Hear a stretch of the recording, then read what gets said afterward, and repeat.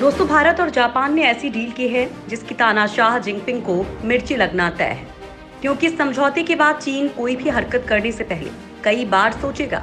भारत और जापान की ये डील सैन्य बलों की आपूर्ति और सेवाओं के आदान प्रदान को लेकर है। यानी युद्ध की स्थिति में भारत और जापान एक दूसरे को सैन्य सहायता मुहैया करवाएंगे।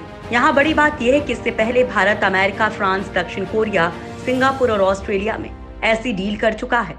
भारत के रक्षा सचिव अजय कुमार और जापान के राजदूत सुजुकी सतोशी ने म्यूचुअल लॉजिस्टिक सपोर्ट अरेंजमेंट पर हस्ताक्षर किए हैं। इससे पहले साल 2016 में भारत और अमेरिका ने जो डील की है उसका नाम है the logistic exchange memorandum of agreement. इस डील के तहत भारत को अमेरिकी सैन्य बेस जिबौती, डिएगो गार्सिया, गुआम और सुबिक बे में ईंधन और आवाजाही की अनुमति है। सीमा विवाद को लेकर एलएसी पर चल रहे टकराव के बीच भारत ने हिंद महासागर में भी चीन की घेराबंदी तेज कर दी है। भारत और जापान के बीच हुए ऐतिहासिक रक्षा समझौते को बेहद अहम माना जा रहा है। समझौते के बाद प्रधानमंत्री नरेंद्र मोदी ने अपने जापानी प्रधानमंत्री शिंजो आबे से फोन पर बात भी की। मोदी और आबे दोनों ने रक्षा सौदे के लिए एक दूसरे का आभार जताया। ऐसा समझौता पहली बार हुआ है जब जापान के साथ सशस्त्र बलों को परस्पर सेवाएं मुहैया करवाई जाएंगी।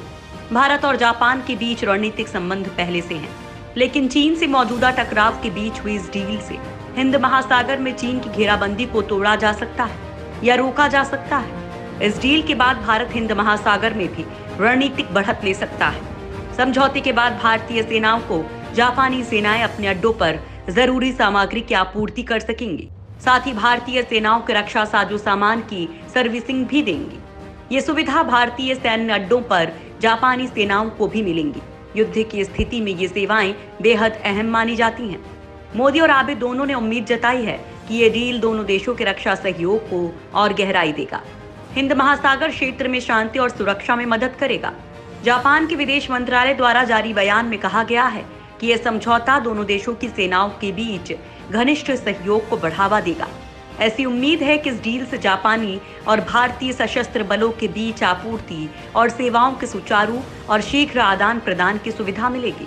भारतीय रक्षा मंत्रालय ने भी कहा है कि भारत और जापान के सशस्त्र बलों के बीच आपसी सहयोग बढ़ने के साथ साथ दोनों देशों के मध्य विशेष रणनीतिक और वैश्विक भागीदारी के तहत द्विपक्षीय रक्षा गतिविधियों में और बढ़ोतरी होगी।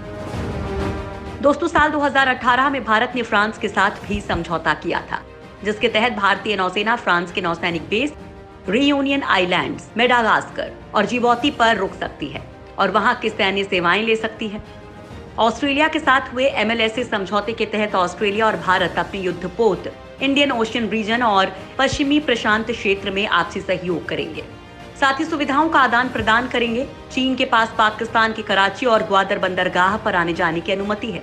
इसके अलावा चीन ने कंबोडिया समेत कई देशों के साथ सैन्य समझौते कर रखे हैं ताकि वो हिंद प्रशांत क्षेत्र में अपनी धमक बनाए रखे।